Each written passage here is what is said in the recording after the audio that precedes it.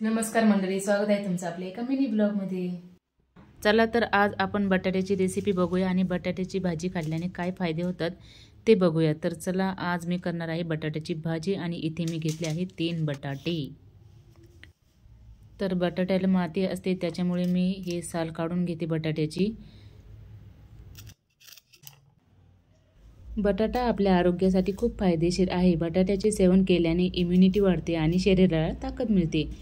बटाटा हा कॉम्प्लेक्स कार्बोहायड्रेटचा उत्तम स्रोत आहे, त्यामुळे लवकर भूक लागत नाही आणि एनर्जी जास्त वेळ टिकून राहते।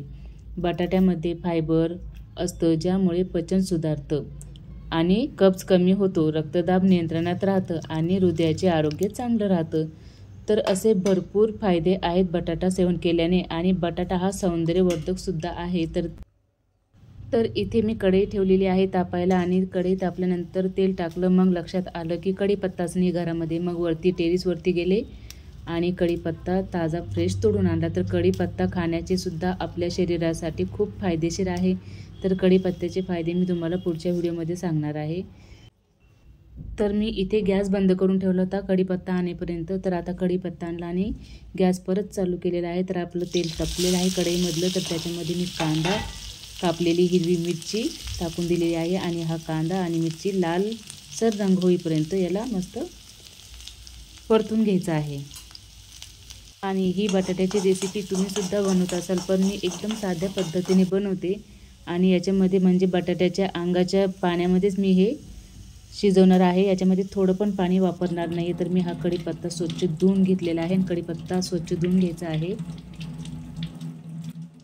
तर इथे मला दोन्ही हातांचा वापर करता येत नाही आहे स्वयंपाक करताना, कारण की एका हातामध्ये मी मोबाईल धरलेला आहे, शूट करत आहे आणि एका हाताने रेसिपी बनवत आहे। घरात मुलं आहेत पण त्यांना कंटाळा येतो मोबाईल धरायचा। ते म्हणतात तुझं तूच शूट कर आणि तुझा तूच व्हिडिओ बनव। तर आता याच्यामध्ये थोडेसे जिरे टाकून घेते।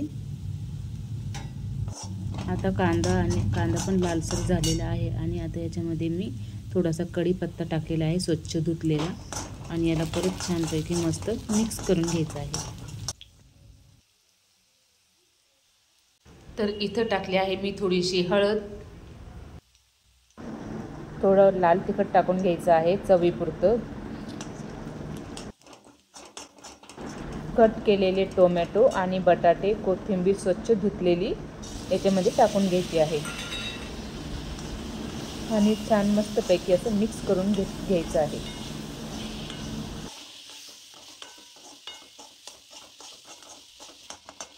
हे सगळं छान मिक्स करून घ्यायचं आहे।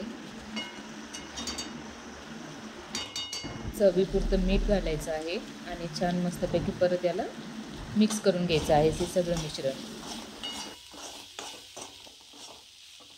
आणि याच्यामध्ये मी पाण्याचा वापर अजिबात करणार नाही। हे बटाट्याची भाजी मी वाफेमध्ये शिजवून घेणार आहे। वाफेमध्ये शिजवल्यानंतर ही भाजी खूप छान आणि मस्त टेस्टी लागते। तर आता इथे गॅस थोडासा कमी करून घ्यायचा आहे आणि झाकण ठेवून मंद आचेवर ही भाजी शिजू द्यायची आहे। 15 ते 20 मिनिटांमध्ये ही भाजी तयार होते। तर बघा, आता ही भाजी आपली तयार झालेली आहे। तर याला परत एकदा थोडं मिक्स करून घ्यायचं आहे आणि परत एकदा याच्यावरती झाकण ठेवून थोडंसं 5 मिनिटं वाफ काढून घ्यायची आहे। तर पाण्याचा एकही थेंब न टाकता ही आपली बटाटा भाजी तयार आहे। तर बघा, बटाटा अगदी मऊसूत गाळा झालेला आहे। तर व्हिडिओ आवडल्यास लाईक, शेअर, कमेंट, स्वस्त खा मस्त राहा। थँक्यू।